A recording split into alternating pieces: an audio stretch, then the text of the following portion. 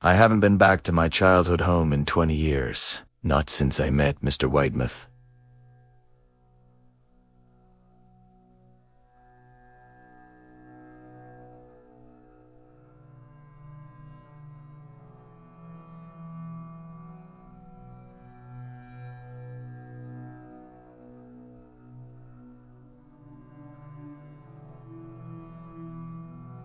I came down with mono and was stuck in bed for weeks. The days blurred into a monotonous cycle of fever dreams and crushing boredom. I was lonely, miserable, and desperate for a friend. And then, one afternoon, he appeared. He was sitting at the foot of my bed, just watching me. He looked like a grotesque version of a Furby, a small, furry creature, but with these huge, inky black eyes and a smile that stretched unnaturally wide, revealing rows of tiny, needle-sharp teeth.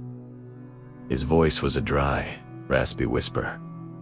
"Wanna play?" At first, I was just thrilled to have company. We'd talk for hours. He'd tell me jokes and do little tricks, like making a coin disappear and then pulling it from behind my ear. He made me laugh, and for a little while, I forgot I was sick. But after a few days, the games started to change. "Let's play trampoline," he suggested one afternoon, his wide grin never wavering. We started jumping on my bed, and it was fun, but he kept egging me on. "Higher. Jump higher. Get closer to the window." My bedroom was on the second floor, and the window was wide open. "Don't you want to see if you can fly?" he'd whisper, his black eyes glinting. Just for a second, my parents, of course, couldn't see him. Whenever I mentioned Mr. Widemouth, they'd smile and pat my head. An imaginary friend, they called him. It's normal for a lonely, sick kid. They had no idea. They didn't see the danger in his smile or hear the persuasion in his raspy voice. The next game was juggling. One moment his hands were empty, and the next, he was holding a set of 3 very real, very sharp kitchen knives. "It's easy. I'll teach you," he insisted, his smile somehow getting wider. "Just catch them by the blade. It's more fun that way, I promise." I remember staring at the glint of the metal, my heart pounding. I shook my head, my 5-year-old brain screaming that this was wrong. For the first time, his smile faltered, replaced by a flicker of disappointment. But it was back in an instant. Okay. Another time, then. He was relentless. Every day brought a new, twisted game. He wanted us to play hide-and-seek on the busy street outside. He suggested we see what happens when you stick a fork into an electrical outlet. "It makes pretty sparks," he chirped. He was obsessed with the dark, musty basement, especially the old, boarded-up well in the corner. "Let's go exploring," he'd plead. "I bet there's treasure down there. Trust me," he'd always say, that endless, toothy smile plastered on his face. "It'll be fun." Each time, I refused, and each time, his disappointment grew more palpable. A shadow would cross his face before the unnerving grin returned. I was getting stronger.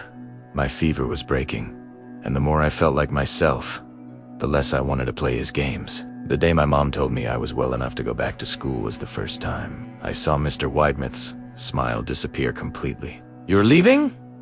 he rasped, his voice cracking. But we were having so much fun. The games were just getting good." He looked genuinely hurt, almost betrayed. When I left for school the next morning, he was sitting on my bed, watching me go, his face a mask of sorrow.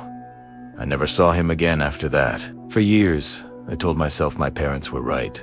He was just a figment of a sick kid's imagination, a weird fever dream. I pushed the memories down and moved on with my life. But a few years ago, a morbid curiosity got the better of me. I started researching my old childhood home. What I found turned my blood to ice. In 1969, a 5-year-old boy named Michael died in that house. The official report said he fell from a second-story bedroom window in a tragic accident. My bedroom window. Then, in 1982, another child, a little girl, also 5. She drowned. The report said she'd somehow gotten into the basement and fallen into an old, unsecured well. The same well Mr. Widemouth wanted me to explore. I kept digging. There was another one, a few years before my family moved in. A boy, 5 years old, in total, 3 children, all around 5, all dead in freak accidents inside that same house.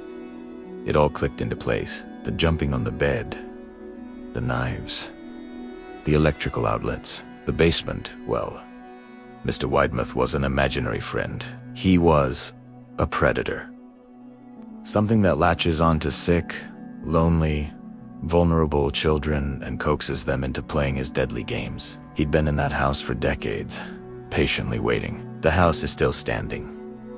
People move in, people move out. I've heard stories through the local grapevine. Families with young kids who don't stay long. They talk about their child having a new imaginary friend.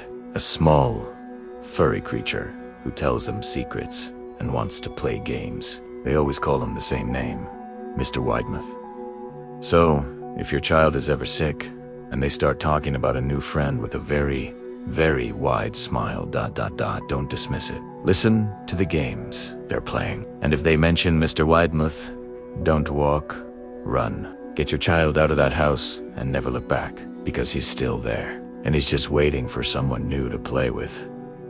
Thank you for listening to my story. If you have a true story you'd like to share, let me know in the comments below. And if you enjoyed this, please hit that like button and subscribe for more content like this. Stay safe out there.